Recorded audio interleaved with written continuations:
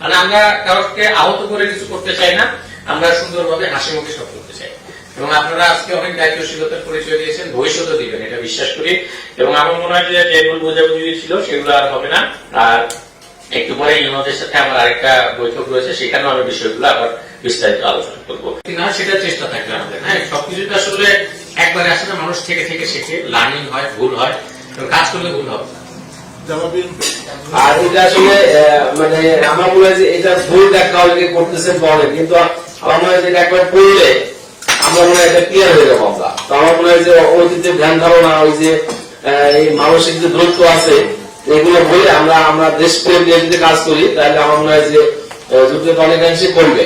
এবং পাশাপাশি এটা নিয়ে মনে হয় যে একটু আমাদের সামাজিক যোগাযোগ মাধ্যমেও আমার মনে হয় যে জেলা কর্মকর্তা আপনি ফেসবুকে আপনার পেজে দিতে পারেন, কারণ ওখানে এই ইঞ্জিনিয়ার মহোদয়ের উপর উনি 1 নম্বর ওয়ার্ড কাউন্সিলরের দায়িত্ব পালন করছেন, তার উপর চড়াও হয়ে গিয়েছিল। ব্যাপারটা ছিল কি এই কারণেই, কারণ ওনারা স্থায়ী বাসিন্দা সনদ চাচ্ছেন, দেখাতে না পারাতে বলছে জমির কাগজ আনেন। জমির কাগজ আনতে গিয়ে মালিক জমিদারের কাগজ আনছে ভাড়া নিয়ে, এখন জমিদারের কাগজ আনার পরে বলতেছে যে ওনার ট্যাক্সের কাগজ নিয়ে আসেন।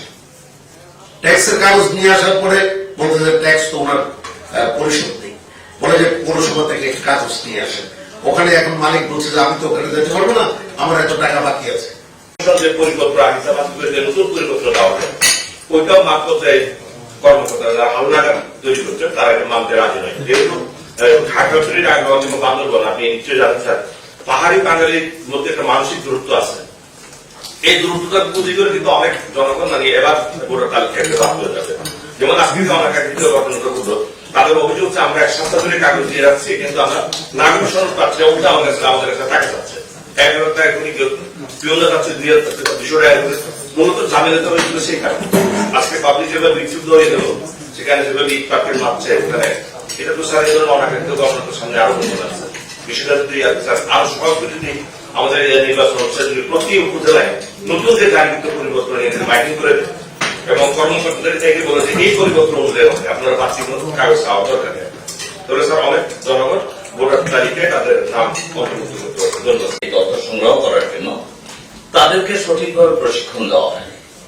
আমি মনে করি বিষয়টা এইভাবে প্রথম অবস্থায়, কিংবা ওখানে বিভিন্ন সম্প্রদায়ের লোক থাকে, আমি কাউকে আঘাত করে কথা বলছি না, বিভিন্ন সম্প্রদায়ের লোক থাকার কারণে তাদের মনোবৃত্তিটাই এরকম হয়ে গেছে যে আমি ওকে করবো না কিংবা ও ওকে করবে না। এই ধরনের একটা পারসেপশন আমার কাছে মনে হচ্ছে যে মাঠ পর্যায়ে বিদ্যমান আছে। এটা থেকে উত্তরণ ঘটাতে হবে আমাদের প্রথম। আর দ্বিতীয় যে বিষয়টা আসছে যে পরিপত্রের এটা কিন্তু কোনো সমস্যা নাই, দ্বিতীয় আমি তেমন কোনো সমস্যা দেখি না। এখানে যেহেতু লেখা আছে পার্বত্য চট্টগ্রামের ক্ষেত্রে স্থায়ী বাসিন্দা প্রযোজ্য, হ্যাঁ প্রযোজ্য ক্ষেত্রে ব্যবহার, মানে আমার যদি সন্দেহ হয় কারোর প্রতি, তখন আমি হয়তো সেটা চাইতে পারি, যখন তারা ওইগুলো দিতে পারছে না, রাইট, এই বিষয়টা। আর আমরা সিএ যদি যাই তাহলে এটার সমাধান কিন্তু চলে আসে। কিন্তু আজকে যে ঘটনাটা ঘটছে, তাহলে বুঝতে হবে যে মাঠ পর্যায়ে একটা কিছু হচ্ছে, যেটা আমাদের নির্বাচন কর্মকর্তা এইমাত্র যে বক্তব্যটা এই পরিপত্রের আলোকে দিচ্ছে, এখানে কিন্তু আমি ব্যক্তিগতভাবে একেবারেই ক্লিয়ার, কিন্তু মাঠ পর্যায়ে ওনারা ওইভাবে বুঝাতে পারেননি, না পারার কারণেই কিন্তু আজকের যে অনাকাঙ্ক্ষিত ঘটনা, ওটা কিন্তু মাঠ পর্যায়ে যখন ওই কর্মী তার উপরে প্রেসার ক্রিয়েট করছে, এই কাগজ না দিলে, এই ক্রাইটেরিয়া না আসলে তোমাকে আমি নিবন্ধিত করবো না, তখনই কিন্তু সেই এই অফিসের দিকে চড়া হচ্ছে।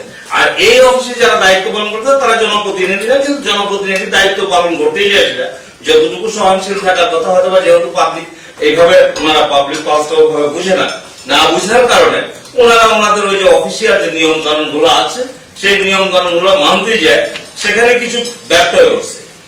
আসসালামু আলাইকুম, আমি মোহাম্মদ বেলায়েত হোসেন, তথ্য অফিসার।